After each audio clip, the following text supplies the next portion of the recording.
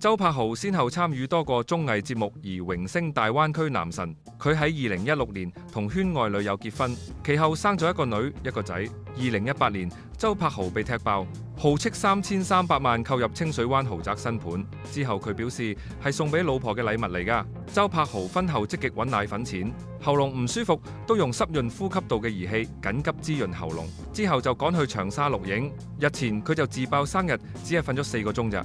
但係為咗唔好令仔女失望，所以佢仍然一早起身送佢哋返學，又湊仔女又做家務，真係非常好男人啊！其實周柏豪婚前緋聞多多，曾經同薛凱琪、江若琳、鐘希文、吳雨霏、連詩雅、吳千語以及何家千金何超雲同埋何超蓮等傳出緋聞，當時更加一度盛傳賭王開綠燈。